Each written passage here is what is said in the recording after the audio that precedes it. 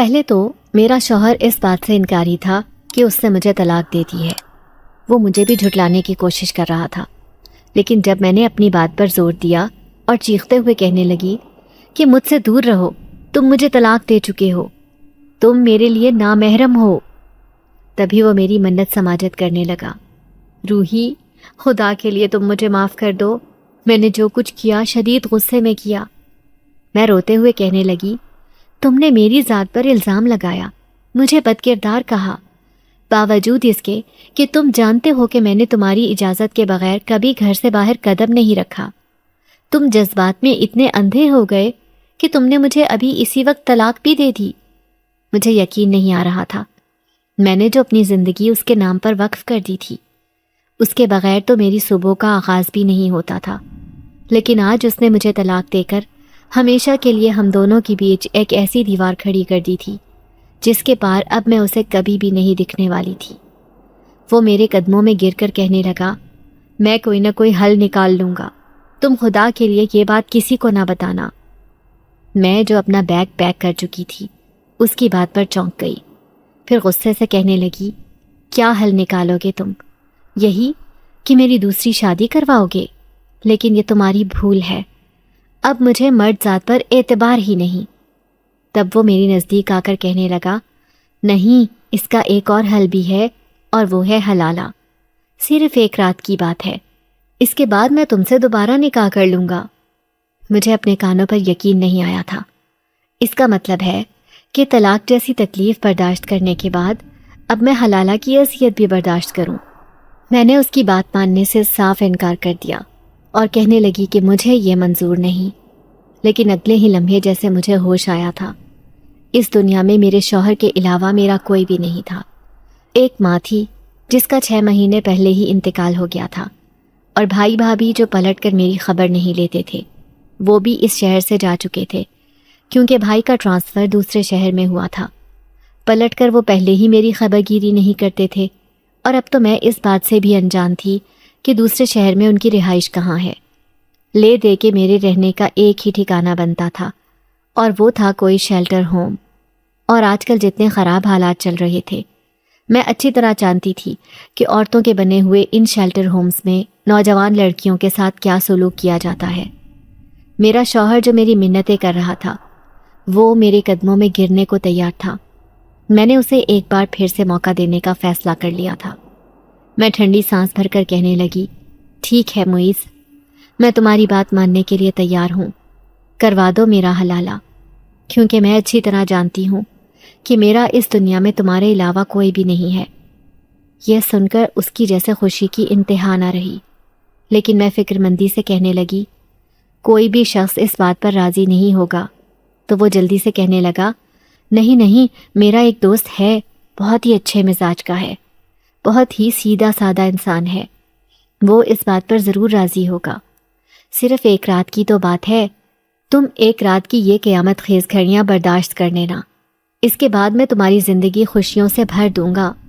مجھ سے جو غلطی ہوئی ہے اس کا ازالہ کرنے کی کوشش کروں گا۔ میں جانتی تھی کہ میرا شوہر ایک جذباتی انسان ہے، میں اس سے بے تحاشا محبت کرتی تھی، اس کی محبت میں دیوانی تھی۔ اگر وہ دن کو رات کہتا تو میں بھی رات ہی کہتی تھی، لیکن ہم دونوں کے درمیان صرف ایک چیز کا فرق تھا، اور وہ تھا خوبصورتی کا۔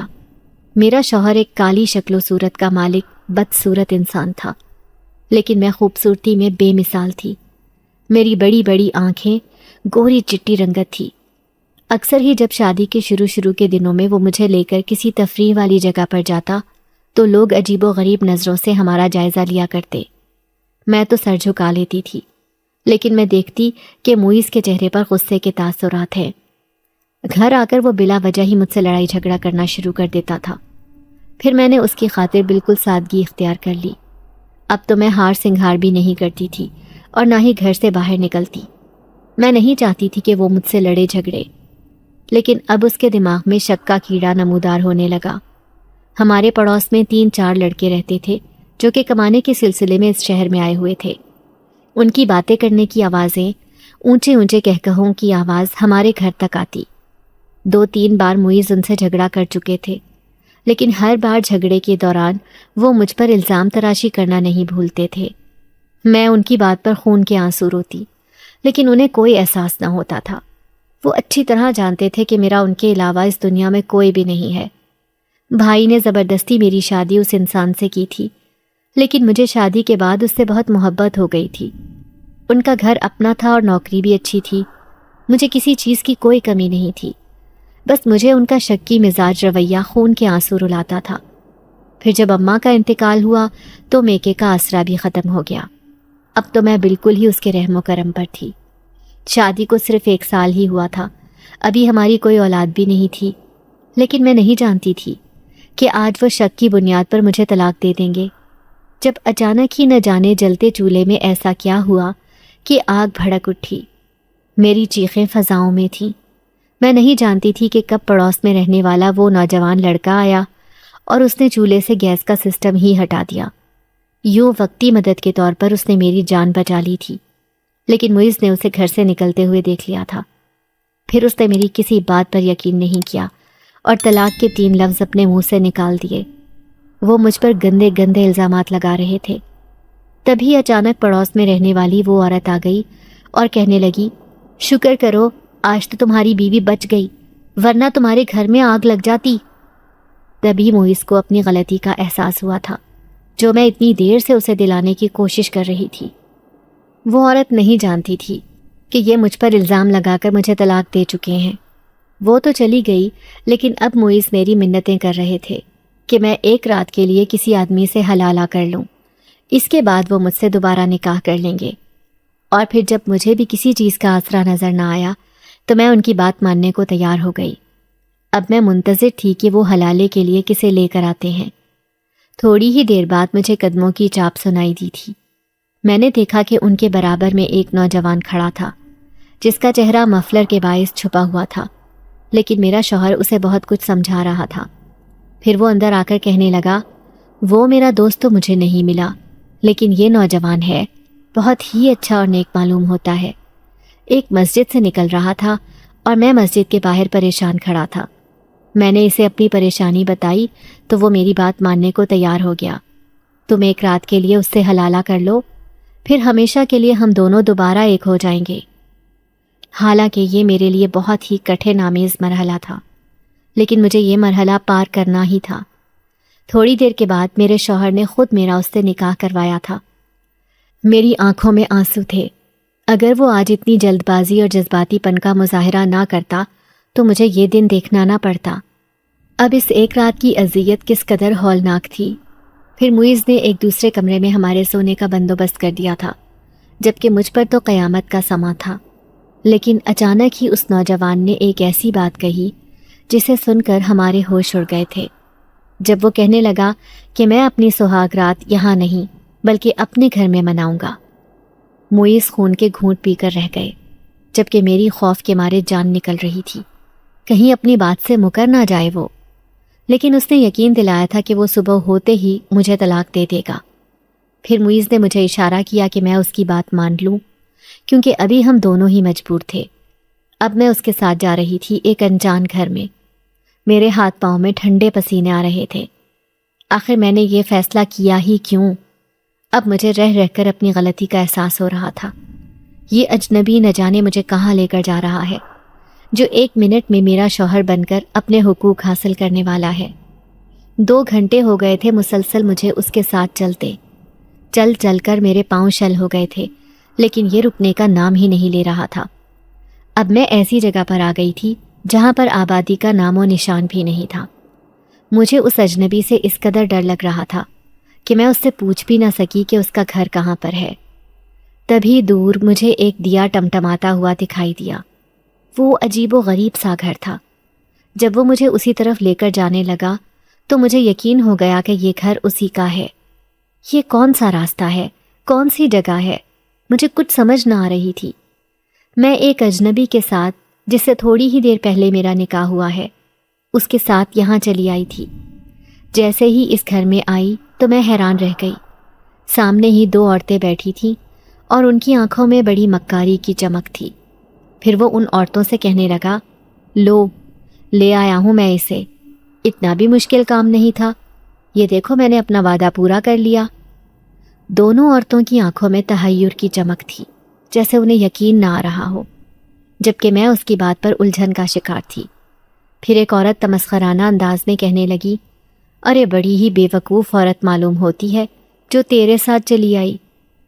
اس کی بات سن کر وہ نہ جانے کیا اسے سرگوشی میں کہنے لگا، لیکن مجھے ایسے لگ رہا تھا جیسے میں کسی بڑی چال کا حصہ بن چکی ہوں۔ اس نوجوان نے مجھے کمرے کی طرف جانے کا اشارہ کیا۔ میں خاموشی سے وہاں چلی گئی، لیکن میرے پیروں تلے سے زمین نکل گئی تھی جب تیزی سے انہوں نے دروازہ ہی بند کر دیا اور ایسے لگا جیسے کنڈی لگا دی ہو تاکہ میں یہاں سے فرار نہ ہو سکوں۔ میں اس کی اس حرکت پر بری طرح پریشان ہو گئی تھی۔ میرے شوہر نے تو کہا تھا کہ یہ ایک دن مجھے رکھ کر طلاق دے دے گا، لیکن اس نے تو مجھے یہاں پر قید کر دیا تھا۔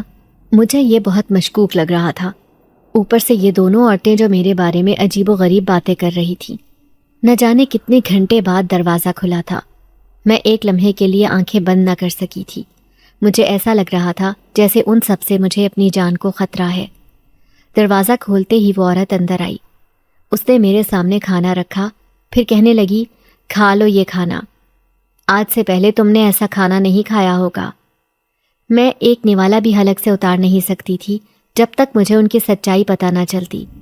میں اس عورت کی منتیں کرتے ہوئے کہنے لگی، تمہارے شوہر نے مجھ سے حلالہ کیا ہے۔ اس نے مجھ سے اور میرے شوہر سے وعدہ کیا تھا کہ وہ ایک رات مجھے رکھ کر طلاق دے دے گا۔ میں واپس اپنے شوہر کے پاس جانا چاہتی ہوں۔ خدا کے لیے اسے کہو کہ وہ مجھے طلاق دے دے، مجھے مزید آزمائش میں نہ ڈالیں۔ یہ سن کر وہ عورت زور زور سے ہنسی اور کہنے لگی، ارے جب تک ہم تمہیں یہاں رکھ رہے ہیں اس کے پیچھے ہمارا ایک مقصد ہے۔ وہ مقصد پورا ہو جائے گا تو تم بھلے چلی جانا اپنی دنیا میں، لیکن بڑی مشکل سے ہمیں کوئی لڑکی ملی ہے، اس لیے ہمیں اپنا مقصد اسے پورا کرنا ہے۔ بلا کی اذیت میرے اندر سما گئی تھی۔ میں جان گئی کہ یہ مجھے شدید کسی دھوکے کا شکار بنا کر یہاں لے کر آیا ہے۔ پھر وہ سخت لہجے میں کہنے لگی، جلدی جلدی کھانا کھاؤ ورنہ میں زبردستی تمہارے منہ میں ڈال دوں گی۔ میں نے وہ کھانا کھا لیا تھا۔ کھانا کھاتے ہی میری حالت عجیب ہو گئی، ایسے لگ رہا تھا جیسے میں بے ہوش ہو جاؤں گی۔ لیکن اس سے پہلے کہ میں اپنے ہوش و حواس کھو بیٹھتی، اچانک ہی وہ ایک لال رنگ کا شربت نما گلاس لے کر آئی۔ وہ عجیب سی رنگت اور ذائقے والا تھا، مجھے اسے پیتے ہی ابکائی آئی تھی، لیکن وہ زبردستی مجھے وہ شربت پلا رہی تھی۔ وہ اتنی طاقتور تھی کہ آتے ہی اس نے مجھے قابو کر لیا تھا۔ اب مجھے شدت سے رونا آ رہا تھا، لیکن رونا تب آتا جب میں اپنے ہوش و حواس میں ہوتی۔ میں تو وہیں پر گر کر بے ہوش ہوتی چلی گئی۔ لیکن اگلے دن جب میری آنکھ کھولی تو میں دوبارہ سے اسی کمرے کی قید میں تھی، اور اپنی حالت دیکھ کر میں حیران رہ گئی۔ ایسے لگ رہا تھا جیسے میرا پیٹ بہت بھاری ہو رہا ہے۔ اس میں 3-4 پتھر رکھے ہوئے ہیں۔ میں بار بار اپنے پیٹ کو دیکھ رہی تھی، پھر دروازے کو دونوں ہاتھوں سے پیٹنے لگی۔ خدا کے لیے دروازہ کھولو، مجھے یہاں کیوں قید کیا گیا ہے؟ لیکن باہر سے کوئی آواز نہیں آئی تھی۔ میں نے ایک سوراخ سے باہر جھانک کر دیکھا، وہاں پر کوئی بھی نہیں تھا۔ وہ ویران اور خوفناک گھر پورا سناٹے میں ڈوبا ہوا تھا۔ میں وہیں بیٹھ کر ہچکیوں سے رونے لگی۔ آخر میرا نصیب مجھے اور کہاں کہاں لے کر جائے گا، اور مجھے یہ سب اتنا عجیب کیوں محسوس ہو رہا ہے؟ پھر کئی گھنٹوں بعد دروازہ کھلا تھا۔ وہ آدمی اور وہی عورت اندر آئے۔ وہ آدمی جس نے مجھ سے نکاح کیا تھا، وہ بڑی خباثت سے مجھے دیکھ کر مسکرا رہا تھا۔ میں نے نفرت سے منہ پھیر لیا۔ پھر عورت کہنے لگی، بس 3 دن تک اسے شربت پلاؤں گی اور ہمیں وہ نتیجہ مل جائے گا۔ دیکھ لڑکی، تو ہمارا کام کر دے اور ہم تیرا کام کر دیں گے، اس لیے جو ہم کہتے ہیں چپ چاپ وہ بات مانتی رہ۔ لیکن آپ لوگ میرے ساتھ کیا کر رہے ہیں آخر؟ میں پھٹ پڑی۔ انہوں نے ایک دوسرے کی طرف دیکھا۔ پھر عورت کہنے لگی، تجھے 3 دن بعد پتہ چل جائے گا کہ میں کیا کر رہی ہوں، بس اس وقت کا انتظار کر۔ آج پھر وہ میرے لیے کھانا لے کر آئی تھی۔ کھانا بہت ہی ذائقے دار ہوتا تھا، لیکن میں اس بات پر گھبرا گئی کہ کہیں وہ پھر سے مجھے شربت نہ پلا دے، جس کا ذائقہ بہت ہی عجیب و غریب تھا۔ لیکن میری سوچی ہوئی بات صحیح ثابت ہوئی۔ اس نے وہ شربت میرے منہ میں انڈیل دیا تھا، جس کے پیتے ہی میں گہری نیند کی آغوش میں چلی گئی۔ پھر 3 دن تک وہ یہی ناٹک کرتی رہی۔ چوتھے دن میں حیران پریشان تھی، جب میں نے اپنے وجود کو دیکھا، میں کسی حاملہ عورت کی طرح نظر آ رہی تھی۔ یہ سب میرے ساتھ کیا کر رہے ہیں؟ اب مجھے فکر ہونے لگی۔ میں اس عورت کی منتیں کرتے ہوئے کہنے لگی، تم نے میرے ساتھ کیا کیا ہے؟ خدا کے لیے مجھے بتاؤ، آخر تم لوگ چاہتے کیا ہو اور مجھے یہاں پر کیوں قید کیا ہے؟ وہ عورت کہنے لگی، اس لیے کیونکہ ہمیں ایک بچہ چاہیے تمہارے وجود سے، اور اب تم حاملہ ہو۔ تم نے ہمارا وہ جادوئی شربت پی لیا جس کی وجہ سے میرے شوہر کا بچہ تمہاری کوکھ میں ہے۔ اس کی بات سنتے ہی میں بری طرح چلانے لگی، نہیں نہیں، ایسا نہیں ہو سکتا، تمہارے شوہر نے تو مجھے ہاتھ بھی نہیں لگایا۔ کون ہو تم لوگ؟ میرے ساتھ ایسا کیوں کر رہے ہو؟ میں اس کی بات سن کر بری طرح بے پھر گئی۔ میں حیران تھی کہ ایسا کیسے ہو سکتا ہے، میں اتنی جلدی کیسے حاملہ ہو سکتی ہوں، جبکہ اس کا شوہر تو ایک دفعہ بھی میرے قریب نہیں آیا۔ تبھی اچانک اس نے زبردستی میرے منہ پر ہاتھ رکھ دیا۔ اس کا ہاتھ تھا یا انگارہ، جسے چھوتے ہی ایسے لگ رہا تھا جیسے میرے جسم سے آگ نکل رہی ہو۔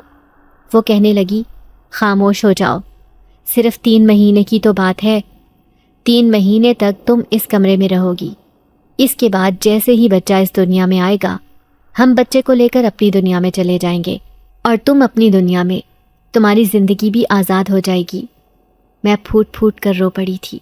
یہ لوگ بہت ہی عجیب و غریب لگ رہے تھے، انسانیت سے بہت آگے، شیطان صفت۔ میں یہاں پر ایڑیاں رگڑ رہی تھی۔ میرے شوہر کی وجہ سے مجھے کیا کیا دن دیکھنے پڑ رہے تھے۔ مجھے اپنے شوہر موئز پر غصہ آیا تھا، جس نے میری پرواہ ہی نہیں کی، جو مجھے ڈھونڈنے بھی نہیں آیا کہ میں اتنے دن سے اس کے گھر نہیں پہنچی۔ آخر وہ میری تلاش کرتا ہوا یہاں تک تو آتا۔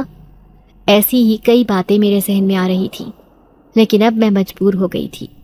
میں کسی طرح یہاں سے فرار ہونا چاہتی تھی، لیکن یہ بڑے بڑے قید خانے کے دروازے میرے لیے کھلنے ناممکن تھے۔ پھر وہ عورت ہر روز آتی، مجھے اپنے ہاتھوں سے زبردستی کھانا کھلاتی اور کہتی کہ تم خوش نصیب ہو جو یہاں پر آئی ہو۔ ویسے تو کئی عورتیں میرے شوہر کے ساتھ یہاں آنا چاہتی تھیں، لیکن مجھے چاہیے تھی ایک خوبصورت لڑکی، اور تمہارے اندر بے پناہ خوبصورتی ہے۔ تمہارے وجود سے جنم لینے والا بچہ بھی بہت خوبصورت ہوگا، اسی لیے میں نے تمہیں منتخب کیا۔ یوں سمجھ لو تم اس روئے زمین پر سب سے خوش نصیب عورت ہو۔ مجھے اس کی باتوں سے نفرت ہو رہی تھی۔ بھلا یہ کیسی خوش نصیبی ہے؟ وہ مجھے حلالہ کرنے کے لیے یہاں لے کر آیا تھا، لیکن اس نے تو مجھے کسی اور کام کے لیے استعمال کیا۔ جبکہ یہ کیسے ہو سکتا ہے کہ صرف ایک شربت پینے سے ہی میں حاملہ ہو جاؤں؟ میں اچھی طرح جانتی تھی کہ اس کا شوہر میرے قریب بھی نہیں آتا تھا، اور وہ بوڑھی عورت شاید اس آدمی کی ماں تھی جو باہر بیٹھ کر ہانڈی میں عجیب و غریب کھانے پکاتی رہتی تھی۔ وہی کھانے یہ عورت مجھے کھلا دیتی تھی۔ اب مجھے اپنے آپ سے گھن بھی آنے لگی تھی۔ نہ تو یہاں دن کو روشنی ہوتی تھی اور نہ ہی چاند کی چاندنی، نہ دن کا پتہ چلتا نہ رات کا، لیکن دن بدن میں اٹھنے کے قابل بھی نہ رہی تھی۔ میرا وجود بہت بھاری ہوتا جا رہا تھا۔ اب میں فرش پر لیٹی رہتی تھی۔ مجھے ایسے لگ رہا تھا جیسے کسی نے آہنی زنجیروں میں میرا وجود جکڑا ہوا ہے۔ پھر ایک دن میری نہ جانے کس وقت آنکھ کھلی۔ میں حیران رہ گئی کہ یہ دروازہ ہر وقت بند رہتا تھا، وہ آج تھوڑا سا کھلا ہوا تھا۔ میں دروازے کے قریب گئی اور باہر جھانک کر دیکھا، لیکن مجھے مایوسی ہوئی۔ وہ تینوں آگ کے بڑے بڑے شعلوں کے پاس بیٹھے آپس میں باتیں کر رہے تھے۔ پھر وہ عورت کہنے لگی، اگر ہم اس بچے کو لے کر جائیں گے تو کیا ہمیں سردار دوبارہ قبیلے میں جگہ دے دے گا؟ تو وہ آدمی کہنے لگا، ہاں کیوں نہیں، ہم نے اس کا نقصان کیا ہے، اب وہ نقصان ہم ہی پورا کریں گے، بھلے اس کے لیے ہمیں کچھ بھی کرنا پڑے، لیکن تم اس لڑکی پر نظر رکھو، کہیں یہ بھاگ نہ جائے۔ اگر یہ بھاگ گئی تو ہمارا بہت بڑا نقصان ہو جائے گا۔ پھر وہ عورت کہنے لگی، ویسے اس کا شوہر تمہیں ملا کیسے؟ تم وہاں کیسے گئے؟ وہاں جانا تو کسی خطرے سے خالی نہیں۔ وہ آدمی کہنے لگا، ارے میں تو ایسے ہی اس حلالہ سینٹر کے پاس کھڑا تھا، وہاں پر مجھے بہت سی عورتیں مل جاتی تھیں جو میرے ساتھ آنے کے لیے تیار ہو جاتی، لیکن تمہاری ہی ضد تھی کہ مجھے ایک چاند سی خوبصورت لڑکی چاہیے، اسی لیے میں سوچنے لگا کہ خوبصورت لڑکی میں کہاں تلاش کروں۔ پھر اس کا شوہر میرے پاس آیا۔ میں اسے بہت سیدھا سادہ لگ رہا تھا۔ اس کا شوہر کہنے لگا کہ تم میری بیوی سے ایک رات کے لیے نکاح کر لو۔ میری تو جیسے دل کی مراد پوری ہو گئی تھی۔ میں سوچنے لگا کہ اگر اس کی بیوی خوبصورت ہوگی تو میں فوراً نکاح کر لوں گا، اور اگر ایسی ویسی ہوئی تو وہاں سے فٹافٹ غائب ہو جاؤں گا۔ پھر جب میں نے اس لڑکی کو دیکھا تو میں حیران رہ گیا، یہ تو بہت ہی خوبصورت تھی، تبھی تو میں اسے نکاح کر کے یہاں لے آیا ہوں۔ وہ بڑی مکاری سے اپنی سازش بتا رہا تھا۔ معیز یقیناً اس کی باتوں کے جال میں پھنس گیا ہوگا، لیکن وہ آخر یہاں تک پہنچا کیوں نہیں؟ اسے مجھے تلاش تو کرنا چاہیے تھا۔ شدید مایوسی اور بے بسی عروج پر تھی، جبکہ میں دروازے کے پاس بیٹھی ان کی باتیں سن رہی تھی۔ اچانک ہی ان تینوں نے پلٹ کر مجھے دیکھا، پھر وہ عورت چلاتے ہوئے کہنے لگی، ارے دیکھو تو صحیح، یہ یہاں تک پہنچ گئی، آج یہ دروازہ کس نے کھلا چھوڑ دیا؟ وہ مجھے دھکے دے رہی تھی اور میں بری طرح سے زمین پر گر گئی۔ میں پھوٹ پھوٹ کر رو پڑی تھی۔ ایسی بے بسی کی زندگی تو میں نے کبھی محسوس نہیں کی تھی۔ وہ سب اتنے ظالم ہوں گے یہ میں نے سوچا بھی نہیں تھا۔ انہوں نے مجھے ایک بار پھر سے اس کمرے میں قید کر دیا تھا، لیکن اچانک میرے دل نے فیصلہ کیا، کچھ بھی ہو مجھے یہاں سے جانا ہی ہوگا۔ یہ ایک دھوکے باز شخص ہے، اس نے اپنا کہا ہوا وعدہ پورا نہیں کیا، اس کا مطلب ہے کہ مجھے بھی اس کی بات نہیں ماننی چاہیے۔ آخر میں اتنی کمزور کیسے ہوں؟ اگلے دن جیسے ہی وہ عورت کھانا دینے آئی، میں نے اس پر حملہ کر دیا۔ میں یہاں سے فرار ہونا چاہتی تھی، لیکن جیسے ہی کمرے میں موجود وہ موٹی سی چھڑی اٹھا کر اسے مارنے لگی، اچانک وہ غائب ہو گئی۔ اندھیرے میں اس کے زور زور سے ہنسنے کی آواز آئی تھی، نادان لڑکی، ایسا مت کرو، جو تم ہمیں سمجھ رہی ہو ہم وہ نہیں ہیں، تم ہمارا کچھ نہیں بگاڑ سکتی۔ اندھیرے میں اس کی خوفناک آواز آئی، جبکہ میں دیوار سے لگ کر سہم گئی تھی۔ خوف سے کانپتے ہوئے میں سوچ رہی تھی کہ اب وہ مجھے کیا سزا دیتی ہے۔ میں نے اس پر جان لیوا حملہ کر دیا تھا یہاں سے بھاگنے کے لیے، تبھی کسی نے میرے ہاتھ پیچھے سے باندھ دیے اور میں بے بسی سے دوبارہ زمین پر گر گئی۔ میں حیران تھی کیونکہ وہ عورت نظر نہیں آ رہی تھی۔ تبھی اچانک روشنی سی چمکی اور وہ میرے سامنے آ کر بیٹھ گئی۔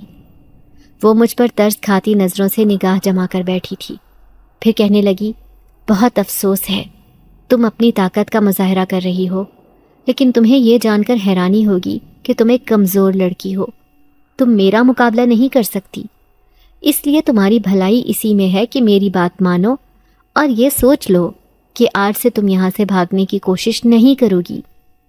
میں نے اس کے سامنے ہاتھ جوڑ دیا اور کہنے لگی، خدا کے لیے مجھے بتاؤ تو صحیح میرا قصور، میں نے کیا کیا ہے؟ تم میرے ساتھ یہ سب کیوں کر رہے ہو؟ وہ چند لمحے غور سے مجھے دیکھتی رہی، پھر کہنے لگی، سنو لڑکی، آج میں تمہیں بتانے والی ہوں کہ ہم سب یہ کیوں کر رہے ہیں۔ دراصل ہم انسان نہیں بلکہ جنات ہیں، اور تمہارا حلالہ تمہارے شوہر نے ایک انسان سے نہیں بلکہ جن ذات سے کروایا ہے۔ اچانک ہی اس عورت کی شکل بدل گئی تھی۔ کچھ دیر پہلے وہ ایک انسانی عورت دکھائی دیتی تھی، لیکن اب اس کی آنکھیں، اس کا وجود، سب کچھ غیر فطری لگ رہا تھا۔ میں خوف سے کانپنے لگی۔ مجھے یوں ڈرتے دیکھ کر وہ کہنے لگی، گھبراؤ مت، ہم نے صرف اپنا ایک مقصد حاصل کرنا ہے، اس کے بعد ہم یہاں سے چلے جائیں گے اور تمہیں بھی تمہارے شوہر کے حوالے کر دیں گے۔ میں پھوٹ پھوٹ کر رو پڑی تھی۔ میں نے تو یہ خواب میں بھی نہیں سوچا تھا کہ میرے ساتھ اتنا بڑا دھوکا ہوگا۔ یہ جنات اب میرے سر پر سوار ہو گئے تھے، یہ مجھ سے اپنا مقصد حاصل کرنے والے تھے۔ میں ڈرتے ڈرتے اس سے پوچھنے لگی، لیکن تم نے میرے ساتھ کیا کیا ہے؟ میری کوکھ میں یہ بچہ کیسا ہے، حالانکہ تمہارے جنات شوہر نے تو مجھے چھوا بھی نہیں۔ یہ سن کر وہ مسکرا دی، پھر کہنے لگی، دراصل اس کے پیچھے بھی ایک کہانی ہے، اور وہ بات یہ ہے کہ کئی سال پہلے ہم اپنے قبیلے میں رہتے تھے۔ ہمارا ایک خاندان تھا، بڑا ہی سکون تھا زندگی میں، لیکن وہ زندگی تب برباد ہو گئی جب اچانک ہی ہمارے قبیلے میں ایک انسانی بچہ آیا۔ وہ بہت ہی چھوٹا تھا۔ ایک عورت غلطی سے اسے ہمارے قبیلے میں پھینک کر چلی گئی تھی۔ شاید اسے اس بچے کی ضرورت نہیں تھی۔ ہمارے شہنشاہ جنات نے جیسے ہی بچے کو دیکھا تو وہ بہت خوش ہوا۔ اس نے فوراً ہی اس بچے کو پالنا شروع کر دیا۔ میں سردار کے محل میں کام کرتی تھی، مجھے اس کی رکھوالی کے لیے ایک بڑی ذمہ داری دی گئی تھی۔ میں جانتی تھی کہ سردار اس بچے سے بہت پیار کرتا ہے اور وہ کبھی بھی اسے کھونا نہیں چاہتا، اس لیے میں اس کی دل و جان سے حفاظت کرتی تھی۔ لیکن ایک رات بڑی ہی اندھیری رات تھی۔ اس رات بچے کو بہت تیز بخار تھا۔ میں اس کے پاس ہی بیٹھی تھی۔ میں جانتی تھی کہ انسانی بچہ جنات کی دنیا میں ویسے نہیں پل رہا جیسے اسے اس کی ماں پالتی تھی۔ تبھی دور مجھے ایک عورت کھڑی ہوئی دکھائی دی۔ اس کی آنکھوں میں آنسو تھے، لیکن میں اس اجنبی عورت کو پہچان گئی تھی۔ یہ وہی تھی، اس بچے کی ماں۔ مجھے اس پر بہت غصہ آیا۔ میں کہنے لگی، تم یہاں کیا کرنے آئی ہو؟ اس نے میرے سامنے ہاتھ جوڑ دیا اور کہنے لگی، اس کی جان بچانے کے خوف سے میں نے اسے اس جگہ پر پھینک دیا تھا، لیکن جب مجھے پتہ چلا کہ میرا بچہ زندہ ہے تو میں اسے لینے آئی ہوں۔ خدا کے لیے میری مامتا کا سوال ہے، اس بچے کو میرے حوالے کر دو۔ وہ بہت ہی دکھی اور غمزدہ لگ رہی تھی۔ نہ جانے کیوں مجھے اس پر اتنا ترس آیا کہ میں نے اس بچے کو اس کے حوالے کر دیا۔ وہ پلک جھپکتے میں اپنے بچے کو لے کر غائب ہو گئی، لیکن میں جانتی تھی کہ مجھ سے ایک بہت بڑی غلطی ہوئی ہے۔ سردار نے مجھے معاف نہیں کرنا۔ جب یہ بات سردار کو پتہ چلی کہ میں نے اس بچے کو اس کی ماں کے حوالے کر دیا ہے تو وہ غضبناک ہو گیا۔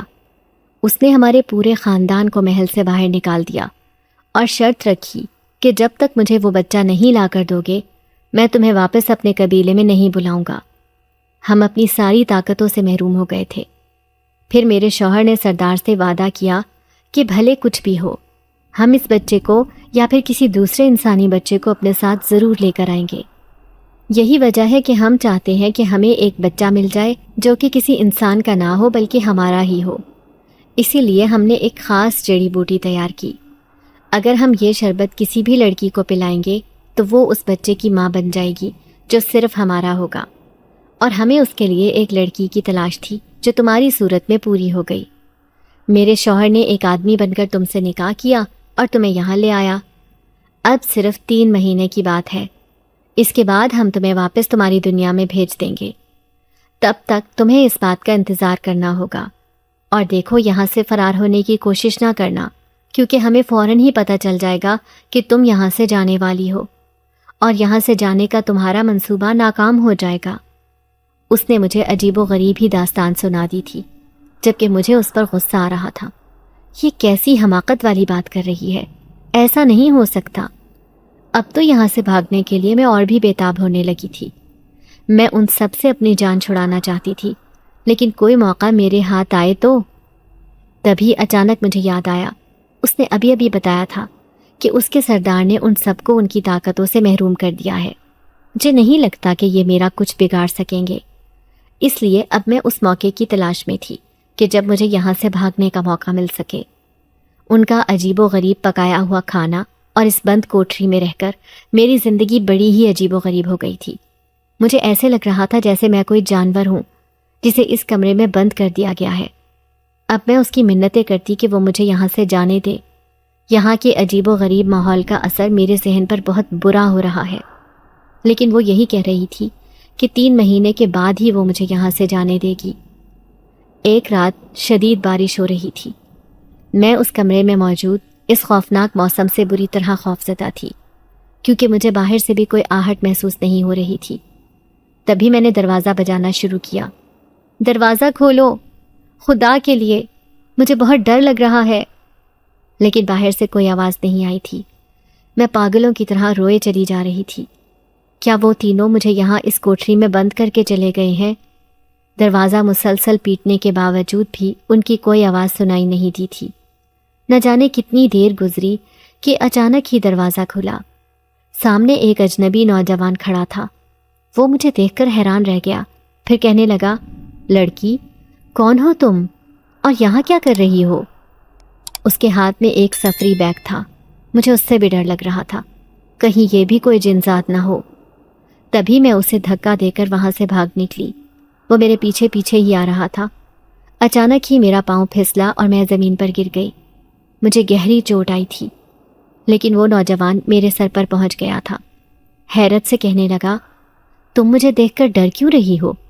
دیکھو طوفانی بارش ہو رہی ہے، میں اپنے گھر جا رہا ہوں، لیکن تم اس جنگل میں بھٹکتی کیا کر رہی ہو؟ کون ہو تم اور تمہارے گھر والے کہاں ہیں؟ اب میں سسکنے لگی اور اس سے کہنے لگی کہ میرا کوئی گھر والا نہیں، نہ ہی میرا کوئی ٹھکانہ ہے۔ انہوں نے مجھے اس کمرے میں قید کر دیا تھا، خدا کے لیے مجھے یہاں سے بہت دور لے جاؤ۔ میں نے اس کے سامنے ہاتھ جوڑ دیے تھے۔ وہ کہنے لگا، اچھا ٹھیک ہے، تم میرے ساتھ چلو۔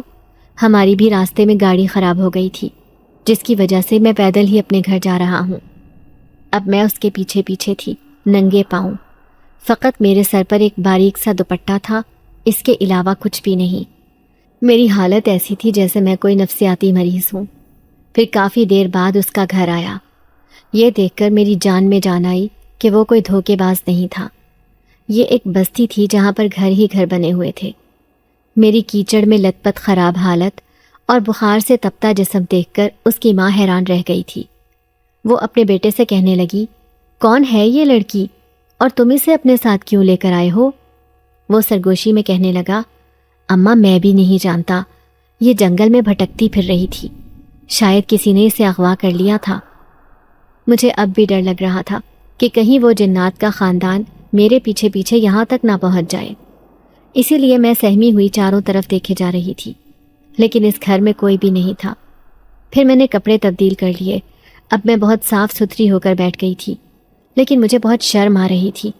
ایک اجنبی کے گھر میں موجود تھی، جبکہ اس کی ماں مجھے کچھ عجیب سی نظروں سے دیکھ رہی تھی۔ اب میں انہیں وہ کہانی سناتی تو شاید انہیں یقین نہیں آتا کہ میرے ساتھ کیا کچھ ہو گیا ہے، اس لیے میں نے اپنے لب سی لیے تھے۔ خاموشی سے کھانا کھایا اور پوری رات سہم کر چارپائی پر بیٹھی رہی۔ تبھی اس کی ماں اندر آ کر کہنے لگی، بیٹی اب سو جاؤ، بہت رات ہو گئی ہے، بارش بھی رک گئی ہے۔ لیکن مجھے ذرا سی بھی آہٹ سنائی دیتی تو ایسے لگتا کہ وہ سب میرے پیچھے پیچھے یہاں تک بھی پہنچ گئے ہیں۔ اب میں حیرت سے اپنے وجود کو دیکھ رہی تھی، جو بالکل ٹھیک لگ رہا تھا۔ حالانکہ جب میں اس کوٹری میں تھی تو مجھے ایسے لگتا جیسے میرے جسم میں جان ہی نہ ہو، جیسے میری ساری طاقتیں انہوں نے چھین لی تھیں۔ پھر میں کب سوئی مجھے پتہ ہی نہ چلا۔ جب مجھے ہوش آیا تو میں حیران رہ گئی۔ میں اسی گھر میں موجود تھی، جبکہ وہ عورت گھر کا کام کاج کرتی پھر رہی تھی۔ وہ اجنبی نوجوان جو مجھے یہاں لے کر آیا تھا، وہ کہیں دکھائی نہیں دے رہا تھا۔ مجھے جاگتے دیکھ کر وہ عورت میرے پاس آئی اور کہنے لگی، آج پورے 2 دن بعد تم ہوش میں آئی ہو، کون ہو تم؟ مجھے بتاؤ بیٹی، میں تمہاری مدد کروں گی۔ وہ بڑے پیار سے مجھ سے پوچھ رہی تھی۔ میں ہچکیوں سے رونے لگی۔ پھر شروع سے لے کر آخر تک میں نے انہیں سب کچھ بتا دیا، لیکن جوڑ توڑ کے میں نے یہ نہیں بتایا کہ میرا سامنا جنات کے ساتھ ہوا تھا۔ بس یہ بتا دیا کہ میرے شوہر نے جس کے ساتھ میرا حلالہ کیا تھا وہ ایک دھوکے باز شخص تھا۔ اس نے مجھے اسی کمرے میں قید کر دیا۔ نہ جانے وہ مجھے کہاں لے کر جانا چاہتا تھا۔ پھر آپ کے بیٹے نے میری مدد کی۔ یہ سن کر اسے بہت افسوس ہوا۔ کہنے لگی، فکر نہ کرو، تم محفوظ جگہ پر ہو، اب یہاں پر تمہیں کچھ نہیں ہوگا۔ اگر تمہارے شوہر کو تمہاری چاہت ہوگی، طلب ہوگی، تو وہ خود ہی یہاں پہنچ جائے گا۔ میں مطمئن ہو گئی، بڑے آرام سے اس گھر میں رہنے لگی۔ لیکن میں نہیں جانتی تھی کہ ابھی میرا اطمینان غارت ہونے والا ہے۔ جب اس رات میں نیند میں کسی کی آوازیں محسوس کر رہی تھی، میں نے جیسے ہی آنکھیں کھول کر دیکھا، وہ خوفناک جنزادی میرے سرہانے کھڑی تھی۔ اس کی آنکھوں میں غضبناکی تھی۔ یہ مت بھولنا کہ تم ہمارا بچہ پیدا کرنے والی ہو۔ وہ خاص جڑی بوٹیوں والا شربت جو میں نے تمہیں پلایا تھا، اس کی وجہ سے تم حاملہ ہو۔ جب اس عورت کو یہ بات پتہ چلے گی کہ تم ایک جنات کے بچے کی ماں بننے والی ہو، وہ خود ہی تمہیں اس گھر سے نکال دے گی۔ اس لیے میری بات مانو اور میرے ساتھ چلو۔ 3 مہینے گزریں گے تو میں خود ہی تمہیں تمہارے شوہر کے حوالے کر دوں گی۔ وہ مجھے لالچ دے رہی تھی، ڈرا رہی تھی۔ میں سہمی ہوئی اسے دیکھے جا رہی تھی۔ میں نے اس کے ساتھ جانے سے صاف انکار کر دیا، بلکہ بری طرح چیخنے لگی۔ تبھی وہ عورت جو اس نوجوان کی ماں تھی، وہ دوڑی دوڑی میرے پاس آئی۔ کہنے لگی، کیا ہوا ہے تمہیں؟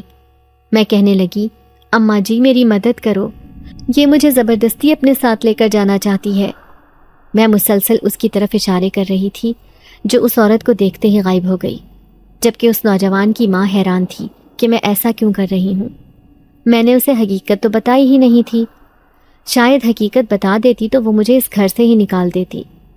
پوری رات میں جاگتی رہی، جبکہ وہ عورت پریشان سی میرے سرہانے بیٹھی رہی۔ میں حیران تھی کہ یہ دونوں ماں بیٹے کتنے اچھے دل کے مالک ہیں۔ شاید خدا نے ایسے لوگوں کو چن کر بنایا ہوگا تبھی تو یہ دنیا آباد ہے۔ مجھے بہت شرمندگی ہو رہی تھی۔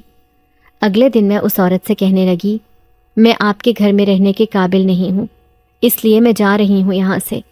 آپ نہیں جانتی، میرے ساتھ کچھ مسئلے ہیں جن کی وجہ سے میں آپ لوگوں کے گھر میں نہیں رہ سکتی۔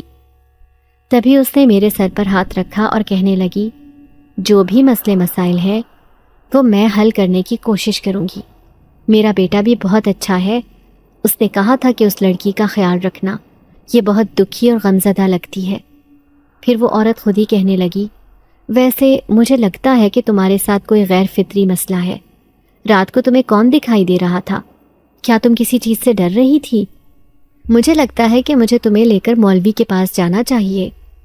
یہ سن کر میں چونک گئی۔ میرے دل نے فیصلہ کیا کہ یہ عورت بالکل ٹھیک کہہ رہی ہے۔ شاید مولوی اس عورت کو خود ہی بتا دیں کہ میرے ساتھ کیا مسئلہ ہے۔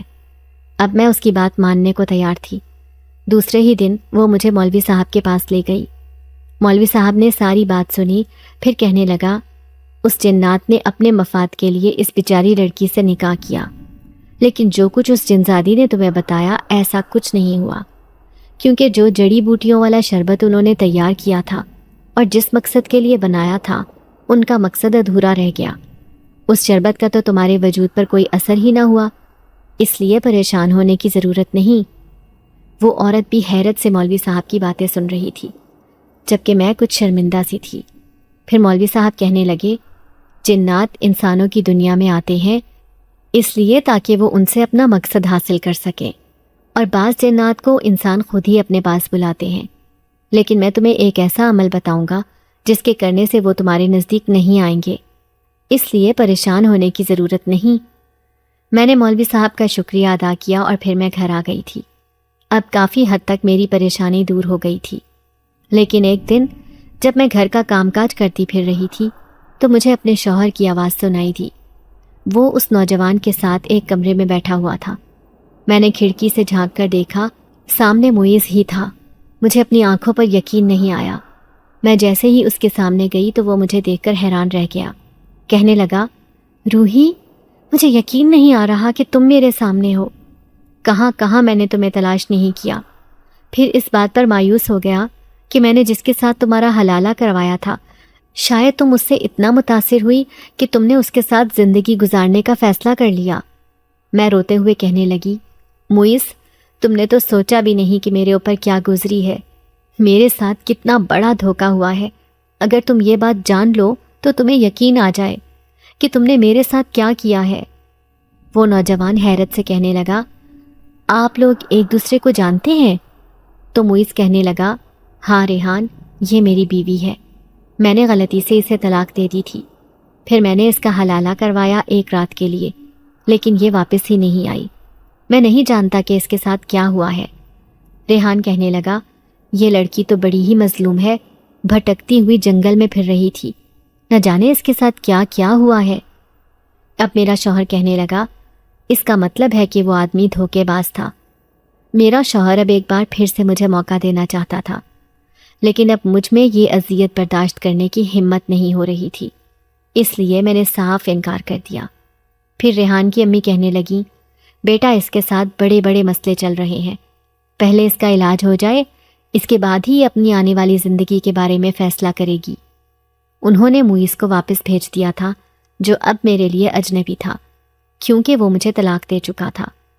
لیکن اس رات بڑی ہی خوفناک آواز میرے ذہن میں آئی تھی۔ وہ آواز اسی جنزادی کی تھی، تم نے اچھا نہیں کیا ہمیں دھوکہ دے کر، تم نے ہم تینوں کو قید کروا دیا ہے۔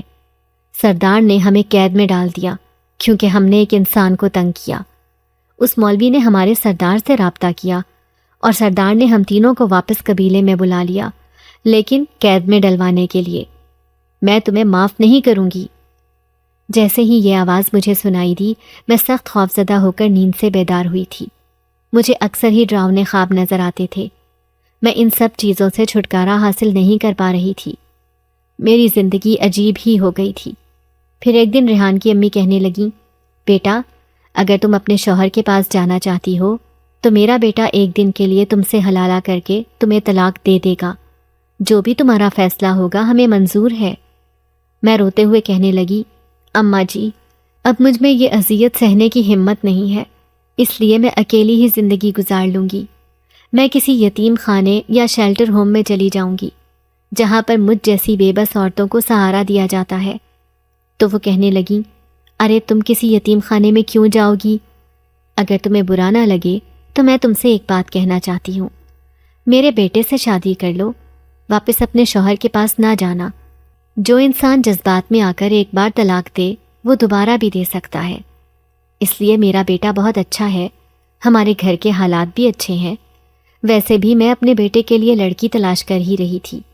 میں حیران ہو کر کہنے لگی، اماں جی، باوجود اس کے کہ میں ایک طلاق یافتہ لڑکی ہوں، آپ مجھ جیسی لڑکی سے اپنے بیٹے کی شادی کرنا چاہتی ہیں؟ تو وہ مسکراتے ہوئے کہنے لگیں، طلاق یافتہ عورتوں سے شادی کرنا تو ہمارے نبی کی سنت ہے، اس میں کوئی برائی نہیں، اس لیے فکر کرنے کی ضرورت نہیں۔ میرے بیٹے نے خود کہا ہے کہ وہ تم سے شادی کرنا چاہتا ہے، لیکن پہلے اسے تمہاری اجازت درکار ہے۔ میں نے اپنی رضامندی دے دی تھی۔ پھر دوسرے ہی دن سادگی سے میرا نکاح ریحان کے ساتھ ہو گیا، لیکن معیز بھی آیا تھا۔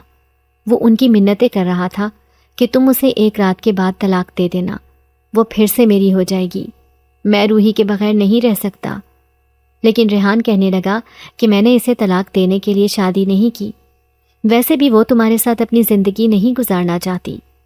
جب معیز نے مجھ سے پوچھا تو میں نے بھی صاف انکار کر دیا اور کہنے لگی کہ اب تم بھی شادی کر لو کسی دوسری لڑکی سے، کیونکہ پہلی بار جو میرے ساتھ دھوکہ ہو گیا ہے، اب وہ دھوکہ بار بار برداشت کرنے کی ہمت نہیں۔ میں بڑی مشکل سے اپنا ماضی بھلانے کی کوشش کر رہی ہوں۔ میں نے اسے صاف لفظوں میں سمجھا دیا تھا۔ وہ مایوس ہو کر یہاں سے چلا گیا اور پھر جیسے میری نئی زندگی کا آغاز ہو گیا۔ لیکن ایک دن میں اپنی ساس کے ساتھ مولوی صاحب کے پاس گئی۔ میں جاننا چاہتی تھی کہ اب کبھی وہ واپس میری زندگی میں تو نہیں آئیں گے، جن کے خوف سے میں اپنی زندگی کی خوشیوں کو محسوس ہی نہیں کر پا رہی تھی۔ مولوی صاحب کہنے لگے، نہیں، سردار نے انہیں معاف کر دیا ہے، اس لیے وہ اپنے قبیلے میں چلے گئے ہیں۔ کچھ دن تک میرے کہنے پر انہیں قید میں رکھا گیا تھا، کیونکہ انہوں نے ایک انسانی لڑکی کو ستایا تھا، کسی کو دھوکہ دیا تھا، اور دھوکہ دینے والے کو سزا ضرور ملنی چاہیے۔ یہ سن کر مجھے بہت خوشی ہوئی۔ مولوی صاحب کا شکریہ ادا کرتی ہوئی میں گھر آ گئی تھی۔ میں سوچ بھی نہیں سکتی تھی کہ مجھے زندگی میں ایک بار پھر سے ریحان جیسے شخص کا ساتھ نصیب ہوگا۔ میں جو اپنے آپ کو ایک انتہائی کمزور اور بے بس لڑکی سمجھتی تھی، جب شوہر کی محبت حاصل ہوئی تو زندگی سے خود بخود محبت ہونے لگی۔ اب میں حاملہ تھی اور اس خوشی کو بہت دل سے محسوس کر رہی تھی۔ سچ میں مرد وہی ہوتا ہے جو آپ کو مضبوط سہارا دے، نہ کہ اس بات کا ڈر ہمیشہ لگا رہے کہ کب وہ آپ کو طلاق دے کر اپنی زندگی سے نکال دے۔ ریحان ایک سچا اور نیک مرد تھا، جس کا ساتھ پا کر میں اپنے آپ کو خوش نصیب سمجھتی تھی۔